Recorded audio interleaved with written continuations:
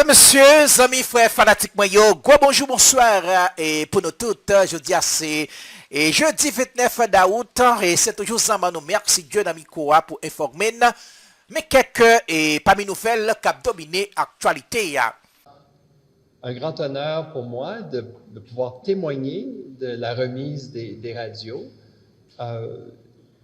C'est aussi un grand honneur de pouvoir répondre aux besoins d'équipement urgent de la PNH. Donc, ces radios ont été identifiées comme étant critiques et avec l'aide des États-Unis, nous avons été en mesure de répondre rapidement à la demande. Elles vont améliorer la capacité opérationnelle de la PNH. Elles vont aussi permettre à une protection plus accrue des agents de la PNH. Et elles seront un outil critique pour la coordination avec la mission multinationale d'appui à la sécurité grâce à leur interopérationnalité. Merci à UNOPS qui nous a aidés à livrer ce projet important. Motorola, les États-Unis et le Canada et la PNH, c'était un effort vraiment conjoint. Nous avons réussi à les programmer de façon sécurisée. Et j'espère qu'elles seront un atout essentiel à l'avenir des opérations. C'est un premier pas, un pas important vers un retour à la sécurité et je sais que dans les semaines et les mois à venir, il y aura davantage d'équipements d'infrastructure qui seront remises. Donc, je pense qu'on a de bonnes raisons de se réjouir aujourd'hui. Merci. Nous savons que chaque jour, avec les efforts du gouvernement d'Haïti, avec la coopération de la communauté internationale, nous sommes en train de renforcer la capacité de sécurité haïtienne. Ces radios sont clés. Même hier, on a vu une grande mission de police nationale avec l'appui de MSS et aussi de Forces armées d'Haïti. La communication, c'est clé dans ces opérations. Alors, nous savons qu'on a déjà donné la majorité de ces radios qui étaient utilisées même hier pour faire force contre les gangs.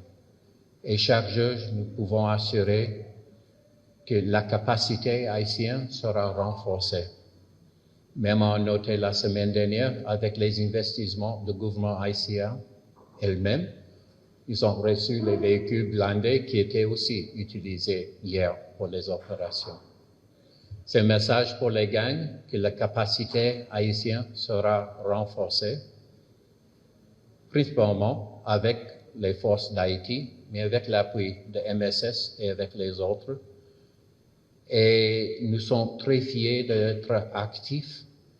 Nous savons que le but de MSS, c'est de ne pas remplacer le PNH, mais d'aider, de renforcer la capacité, qu'à un moment donné, la capacité du gouvernement haïtien sera suffisante contre la capacité des gangs. Cette cérémonie revêt un caractère hautement significatif et elle traduit la volonté renouvelée des États-Unis et du Canada d'œuvrer au renforcement des capacités tant opérationnelles, communicationnelles et logistiques de la police nationale. Une police que ces deux pays ont vu naître. Et depuis, les États-Unis et le Canada, partenaires privilégiés de la PNH, ne cessent de travailler pour une police plus forte, professionnelle et mieux équipée, capable de faire face aux défis de l'heure. La police nationale d'Haïti reçoit ce matin, avec la présence des deux ambassadeurs américains et canadiens, des radios de communication. C'est avec beaucoup d'enthousiasme et d'un optimisme serein que je reçois au nom de la police nationale d'Haïti ces équipements. Je l'ai toujours dit et je le réitère, des hommes, des moyens, une mission. Cette trilogie constitue la base de toute démarche sécuritaire proche des résultats probants. Une police dépourvue de moyens sera dans l'impossibilité d'accomplir sa mission de sécurité.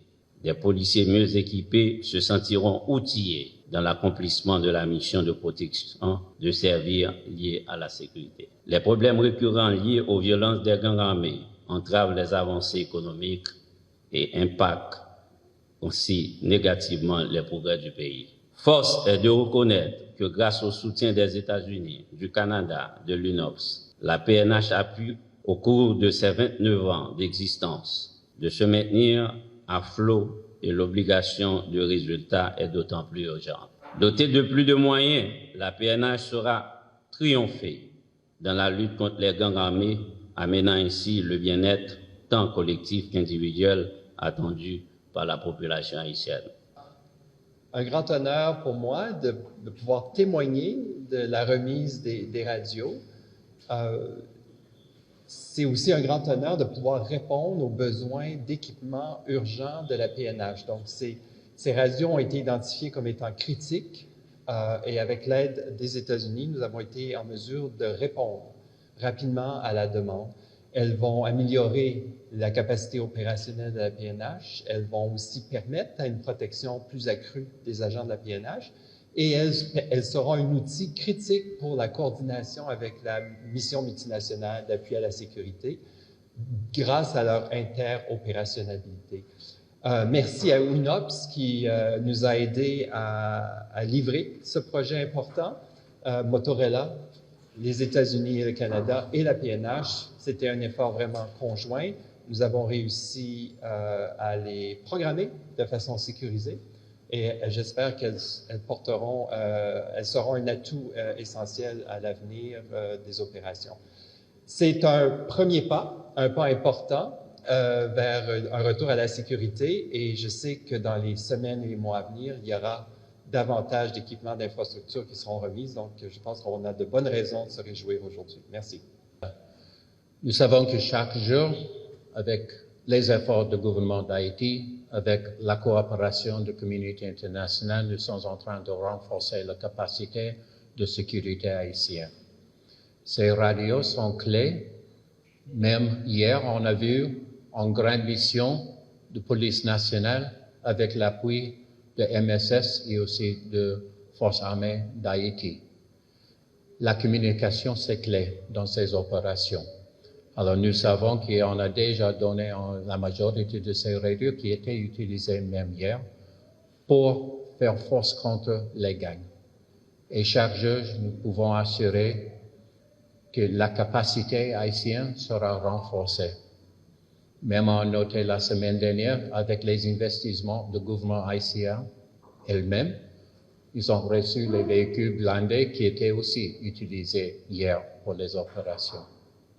C'est un message pour les gangs que la capacité haïtienne sera renforcée, principalement avec les forces d'Haïti, mais avec l'appui de MSS et avec les autres. Et nous sommes très fiers d'être actifs. Nous savons que le but de MSS, c'est de ne pas remplacer le PNH, mais d'aider, de renforcer la capacité, qu'à un moment donné, la capacité du gouvernement haïtien sera suffisante contre la capacité des gangs. Cette cérémonie revêt un caractère hautement significatif et elle traduit la volonté renouvelée des États-Unis et du Canada d'œuvrer au renforcement des capacités tant opérationnelles, communicationnelles et logistiques de la police nationale. Une police que ces deux pays ont vu naître. Et depuis, les États-Unis et le Canada, partenaires privilégiés de la PNH, ne cessent de travailler pour une police plus forte, professionnelle et mieux équipée, capable de faire face aux défis de l'heure.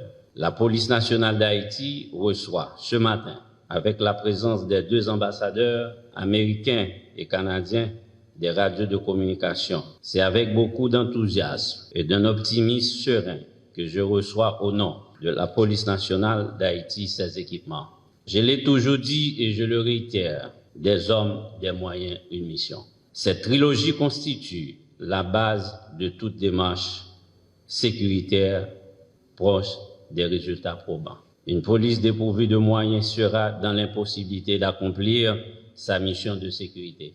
Des policiers mieux équipés se sentiront outillés dans l'accomplissement de la mission de protection de servir liée à la sécurité. Les problèmes récurrents liés aux violences des gangs armés entravent les avancées économiques et impactent aussi négativement les progrès du pays. Force est de reconnaître que grâce au soutien des États-Unis, du Canada, de l'UNOPS, la PNH a pu, au cours de ses 29 ans d'existence, de se maintenir à flot et l'obligation de résultat est d'autant plus urgente. Dotée de plus de moyens, la PNH saura triompher dans la lutte contre les gangs armés, amenant ainsi le bien-être tant collectif qu'individuel attendu par la population haïtienne.